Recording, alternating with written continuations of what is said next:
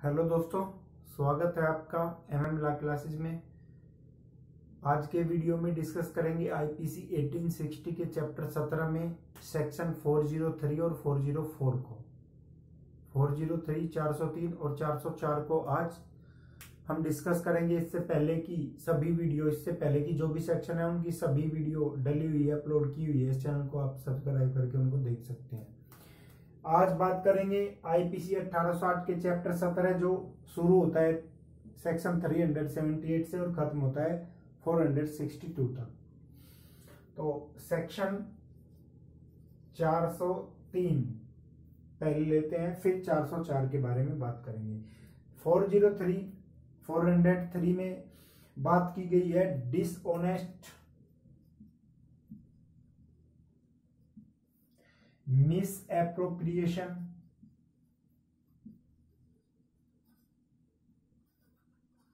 of property।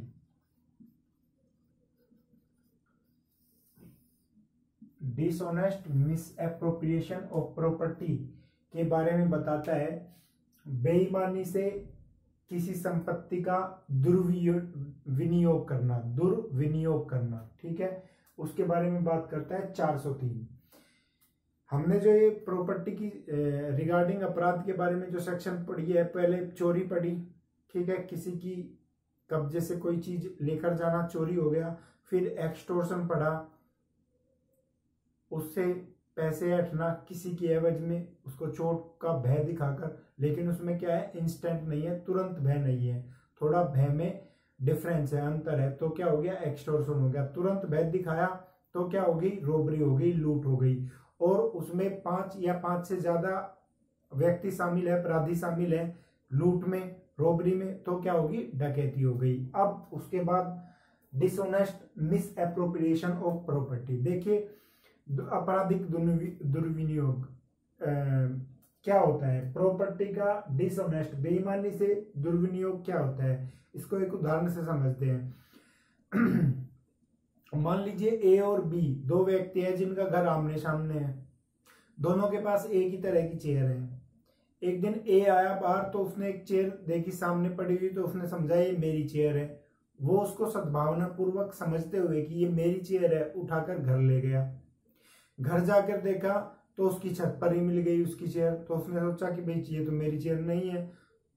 उसे पता होते हुए भी कि मैं दूसरे की चेयर ले आया, फिर भी उसका यूज करता है, उसको देता नहीं है वापस। तो क्या हो गया, अपराध, ये दुर्विनियोग हो गया, मिस एप्रोप्रिएशन हो गया, क्योंकि उसने एप्रोप्रिएट की, विनियोग की है, उस कुर्सी को यूज कर ली है, जबकि वो जानता था कि ये कुर्सी मैं दूसरे की ले आया। तो यहाँ क्या हो गई, बेईमानी की नियत, बेईमानी हो गई, डिसऑनेस्ट हो गई। तो इस तरह से प्रॉपर्टी का यूज करना वो क्या होगा, आपराधिक दुर्विनियोग होगा। चोरी नहीं समझी जाएगी, क्योंकि वो सद्भावना पूर्वक लेके गए, ये समझकर लेकर आया था कि ये मेरी चीज है। तो देखते हैं 403। 403 कहती है कि जो कोई बेईमानी से, पहली चीज क्या है, बेईमानी से उसकी चल संपत्ति, जंगम किसी की चल संपत्ति, जंगम संपत्ति दुर्विनियोग करता है, मिस एप्रोप्रिएट करता है।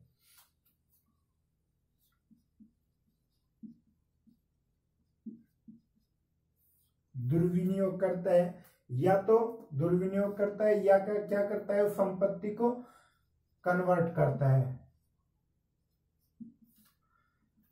उस संपत्ति को क्या करता है, कन्वर्ट करता है, संपरिवर्तित करता है अपने यूज के लिए, अपने उपयोग के लिए। तो ये अगर चीज है, यानी दुर्विनियोग किसका होगा, चल संपत्ति का होगा। अचल संपत्ति का दुर्विनियोग नहीं हो सकता। पहली चीज तो ये समझ लीजिए। अगर क्वेश्चन आया हुआ है पहले भी क्वेश्चन कि आपराधिक दुर्विनियोग के लिए कौन सी संपत्ति होनी चाहिए, चल संपत्ति होनी चाहिए। अचल संपत्ति का ये दुर्विनियोग नहीं हो सकता, मिस एप्रोप्रिएशन नहीं हो सकता। मूवेबल प्रॉपर्टी का हो सकता है, केवल इमूवेबल का नहीं होगा। तो 403 में यही 3 चीज है। बेईमानी से, जो कोई बेईमानी से चल संपत्ति को दुर्विनियोग करता है या उसको अपने यूज के लिए कन्वर्ट करता है, तो उसको क्या समझा जाएगा, dishonest miss appropriation of property. और उसकी सजा जो है वो कितनी है, 2 साल तक की सजा है, जुर्माना या दोनों उसको दिए जा सकते हैं, दोनों उसको दिए जा सकते हैं। अब इस सेक्शन में इतना ही है, समझने लायक यही बात है। लेकिन क्या है, इसके जो इलिस्ट्रेशन दिए गए हैं, जो उदाहरण दिए गए हैं, जो दृष्टांत दिए गए हैं, जो एग्जाम्पल्स दिए गए हैं, वो इंपॉर्टेंट हैं, उनसे क्वेश्चन पूछे जाते हैं, काफी बार पूछे गए हैं। तो वो देखते हैं कि क्या है। सबसे पहले 3 एग्जाम्पल इलिस्ट्रेशन है ए बी सी, उसके बाद एक्सप्लेनेशन फर्स्ट देखेंगे हम। एक्सप्लेनेशन फर्स्ट में क्या कहेंगे, और फर्स्ट एक्सप्लेनेशन का एक इलिस्ट्रेशन फिर से है ए, फिर एक्सप्लेनेशन 2 है, एक्सप्लेनेशन 2 है इसका। एक्सप्लेनेशन 2 में दिए गए हैं 6 इलिस्ट्रेशन दिए गए हैं एक्सप्लेनेशन 2 में, A B C D E F तक। तो ये जो चीजें हैं ये काफी महत्वपूर्ण है, इनसे बार बार क्वेश्चन पूछे जाते हैं एग्जाम में। तो पहला जो इलिस्ट्रेशन दिया गया है, इसमें कहता है कि ए जब जेड की संपत्ति के, जो मैंने उदाहरण दिया, अभी जो मैंने उदाहरण दिया था ए वही है कि भाई जो उसकी संपत्ति को लेकर आता है, जब वह लेकर आता है तो उसकी बेईमानी की नीयत नहीं होती है, सद्भावना पूर्वक विश्वास करता है कि ये संपत्ति मेरी है। लेकिन जब घर जाता है तो उस भूल का पता होने के बाद भी उसका जो है दुर्विनियोग करता है, एप्रोप्रिएट करता है, संपत्ति को देता नहीं है वापस उसको। तो क्या समझा जाएगा, इस सेक्शन का अपराधी उसको समझा जाएगा। दूसरा है कि ए पुस्तकालय के बारे में है। दूसरा, 2 मित्र हैं जो आपस में एक दूसरे के घर जाकर पढ़ाई करते हैं, ठीक है। तो एक बार वो उसकी लाइब्रेरी से एक बुक ले आया, उसके पास से एक बुक ले आया, क्योंकि उसको इम्प्लाइड जो कंसेंट है, उसकी इम्प्लाइड कंसेंट होती है, विविक्षित यानी छुपी हुई सहमति उसको प्राप्त है उसकी। वो लेकर गया कि मैं कल वापस दे दूंगा इसको पढ़ने के लिए लेकर गया, कल वापस दे दूंगा ये सोच कर गया। लेकिन जब लेकर गया तो उसने घर जाने के बाद ही सोचा कि इस बुक को जो है मैं बेच देता हूं और उसके पैसे यूज कर लूंगा। बेईमानी बाद में आ गई उसके मन में। तो यहां क्या हुआ, इस सेक्शन का अपराधी होगा। उसने क्या किया, dishonest miss appropriation of property किया। तो बी ये है। सी कहता है कि, और ये सी जो है ना, सी के बारे में बहुत बार एग्जाम में पूछा जाता है, बहुत बार पूछा जाता है। ये सी इंपोर्टेंस है, सारे इंपोर्टेंस हैं, ये सारे इंपोर्टेंस हैं, जितने भी उदाहरण इसमें दिए गए हैं, इलिस्ट्रेशन दिए गए हैं। तो सी कहता है कि ए और बी संयुक्त रूप से एक घोड़े के जो है क्या है, मालिक है। दोनों ने मिलकर घोड़ा खरीद लिया, लेकिन बी घोड़ा एक बार लेकर गया, अधिकारी है लेकर जाने का वो, क्योंकि वो भी संयुक्त रूप से उसका मालिक है, चोरी तो नहीं हुई। लेकिन जाकर घोड़ा बेच दिया और ए को कोई पैसे भी नहीं दिए, बेचकर जो है पैसे सारे ले गया। तो क्या हुआ, इस सेक्शन का अपराध उसने किया, ठीक है। ये भी डिसऑनेस्ट एप्रोप्रिएशन ऑफ प्रॉपर्टी माना जाएगा, इस सेक्शन में अपराधी होगा वो। फिर एक्सप्लेनेशन फर्स्ट बताता है कि बेईमानी से केवल कुछ समय के लिए, कुछ टाइम के लिए, यदि कोई ये उस संपत्ति का यूज करता है, कुछ समय के लिए करता है, जैसे देखिए घोड़ा, उसने पैसे नहीं दिए उसके, लेकिन 1 साल बाद दिए, जाकर 1 साल बाद लौटा और दिए, तो भी उसको क्या समझा जाएगा, ये इस सेक्शन का अपराधी उसको समझा जाएगा। ये एक्सप्लेनेशन 1 बताता है कि कुछ समय के लिए भी दुर्विनियोग करना दुर्विनियोग समझा जाएगा। ये एक्सप्लेनेशन फर्स्ट इसका बताता है। इसमें इलिस्ट्रेशन दिया गया है कि ए को जो है जेड का एक गवर्नमेंट प्रोमिसी नोट मिला, एक गवर्नमेंट प्रोमिसी नोट मिला ए को, किसका, जेड का मिला। ए को जेड का मिला गवर्नमेंट प्रोमिसी नोट, एक नोट प्राप्त हुआ इसको, और उसको पता है, जेड को पता है कि ये ए का है, लेकिन उसने क्या किया कि बैंकर के पास गया और नोट को गिरवी लगकर कुछ लोन उसके एवज में ले लिया, और वह यह भी समझता है कि इस लोन को देते ही 1 महीने 2 महीने के बाद मैं उसको जो है ए को पैसे दे दूंगा। कुछ समय के लिए उसने ये किया, लेकिन कुछ समय इंपोर्टेंट नहीं है, महत्वहीन नहीं है, यहाँ मैटेरियल नहीं रखता, तो उसने जो है सेक्शन का अपराध किया है, बेशक वो ये सोच रहा हो कि मैं इसके पैसे वापस दे दूंगा। ठीक है, ये बताता है एक्सप्लेनेशन 1 का इलिस्ट्रेशन। दूसरा जो एक्सप्लेनेशन है इसका, वो बात करता है कि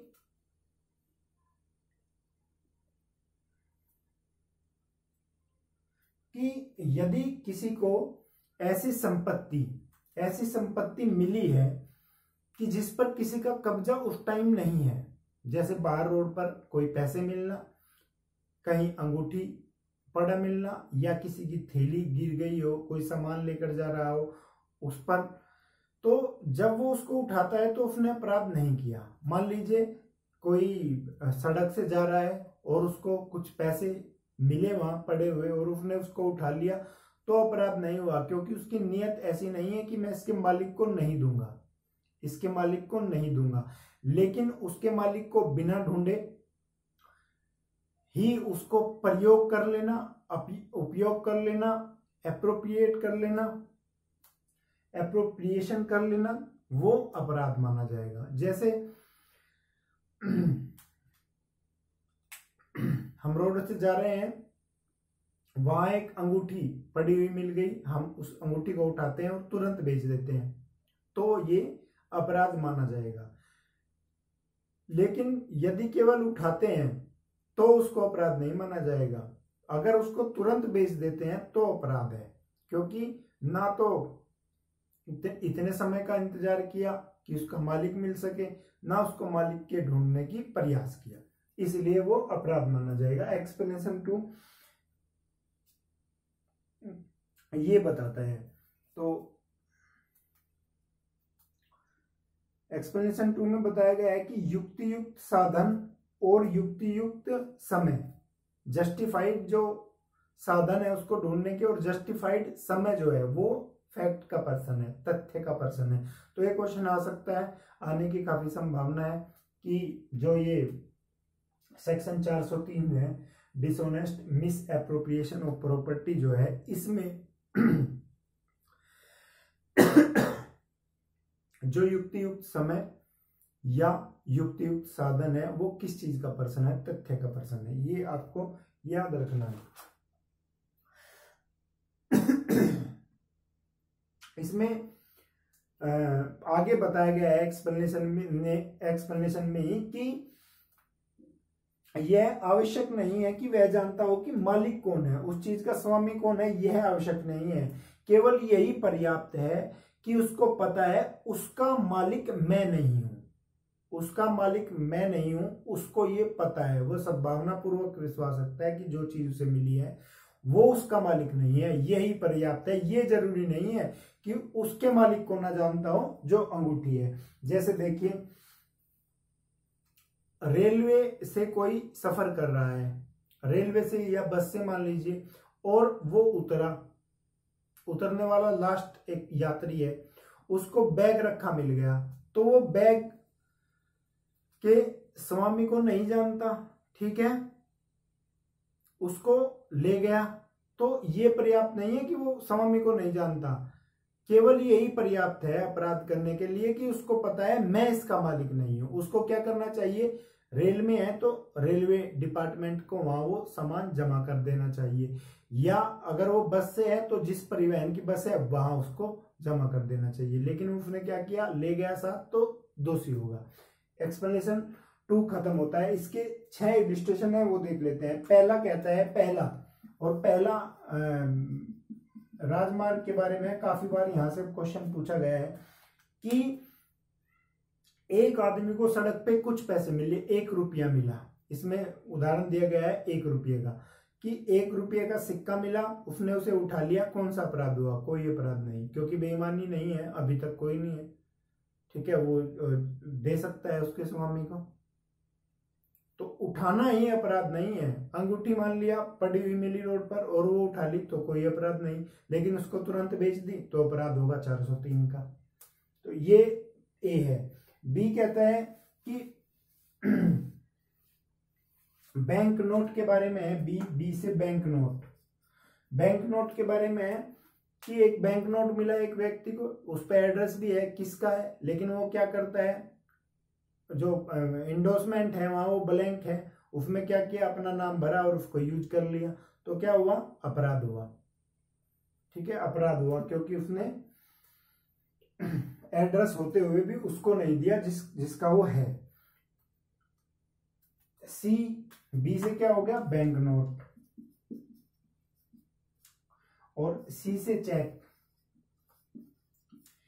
ए को एक चेक मिलता है जिस पर किसी का नाम नहीं है, मतलब जिसको वो दिया गया है, जिसके खाते में पैसे डलने हैं उसका नाम नहीं है, लेकिन उसका है जिसने वो चेक, जिसका वो चेक है, जिसने चेक दिया है उसका एड्रेस है, उसका नाम है, लेकिन उसने क्या किया, चेक पर अपना नाम लिखा और क्या है, यूज कर लिया, जबकि वो उससे पूछ सकता था, उसको दे सकता था कभी, जिसको चेक तूने दिया है उसको दे दे, उसने यूज कर लिया, तो इस सेक्शन का अपराधी हो गया।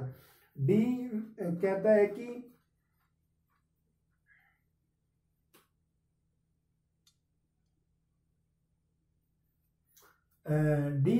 डी का उदाहरण ऐसा है कि जैसे हम जा रहे हैं रोड पर और किसी का सामान गिर गया, कोई बाइक पे जा रहा है, हम उसके पीछे बाइक से हैं और उसका सामान गिर गया, हमने उठाया और यूज कर लिया तो अपराधी होंगे, और हमने उठाया और उसे वापस दे दिया तो कोई अपराध नहीं। ये कहता है डी, ये अपराधी होगा यदि किसी का सामान गिर गया और वो हमने उठाकर यूज कर लिया। ई, एक मान लीजिए किसी का कोई सामान मिला, ई में थैली के बारे में जिक्र है, मान लीजिए किसी की थैली मिल गई और जानता है कि किसकी है, ठीक है, तो उसने उठा ली, थैली उठा ली कि मैं इसको वापस दे दूंगा, लेकिन बाद में जो है खुद यूज कर लिया। जैसे देखिए, मान लीजिए एक सब्जी वाला जा रहा है, उसकी सब्जी की थैली गिर गई और हम जानते हैं कि सब्जी वाला वो आदमी है, हमने उठाई, सोचा कि दे देंगे, लेकिन घर आके सोचा छोड़ो आप बना ही लो, हमने यूज कर ली, तो क्या हुआ, अपराध हुआ इस सेक्शन का। ई ये कहता है। एफ में बताया गया है कि एक अंगूठी मिलती है, वही अंगूठी वाला मैंने आपको एग्जाम्पल पहले ही दिया था, अंगूठी मिलती है, उसको तुरंत ही बेच देते हैं, यूज करते हैं पैसे, तो इस सेक्शन का अपराध हुआ। ये है इसके एक्सप्लेनेशन 2 तक। ये सेक्शन यही खत्म होती है। इलिस्ट्रेशन इंपोर्टेंट्स हैं, काफी बार यूज होते हैं, तथ्य का प्रश्न है, ये क्वेश्चन आ सकता है, आने की काफी संभावना है, तो ये आपको याद रखना है 403 में। अब देखते हैं 404।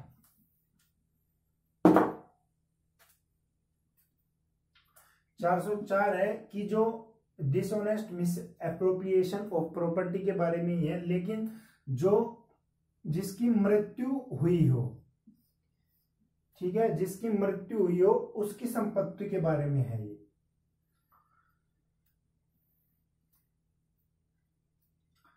जो मरा हो उसके पास जो प्रॉपर्टी है, इसका कहने का मतलब यह है कि जिस आदमी की मृत्यु हुई है, जो मरा है, उसके पास वो संपत्ति थी, वो मर गया, उसकी संपत्ति उसके बाद किसी और को डिलीवर नहीं हुई है, ठीक है।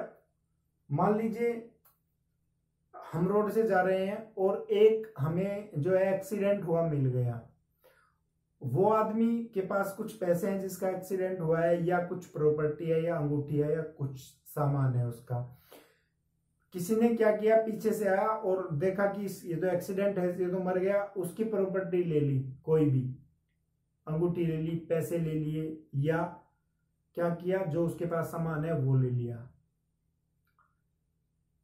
तो ये जो आएगा वो 404 में इसको दोषी होगा, 3 साल की सजा, जुर्माना, या दोनों उसको दिए जा सकते हैं।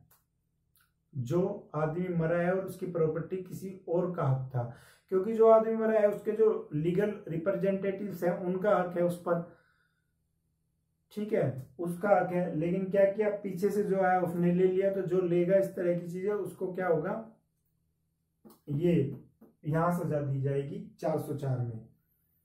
और 3 साल की सजा है यदि इस तरह कोई करता है जैसे मैंने बताया। लेकिन यदि कोई क्लर्क है उसका, या कोई सर्वेंट है, नौकर है, जो मर गया है, उसकी यदि वो प्रॉपर्टी लेता है तो ये सजा बढ़कर 7 साल तक की हो जाएगी। ये सजा 7 साल तक की हो जाएगी। 7 साल तक की सजा हो सकती है, या जुर्माना, या दोनों उसको दिए जा सकते हैं। किसको, या क्लर्क या नौकर है। तो इसमें एक इलिस्ट्रेशन दिया गया है कि एक आदमी है, वो मर गया है, उसका फर्नीचर और कुछ सामान है, वो मरते ही उसने बेच दिया नौकर ने उसके, तो नौकर को क्या सजा मिलेगी, इसके तहत सजा मिलेगी, 7 साल तक की सजा हो सकती है।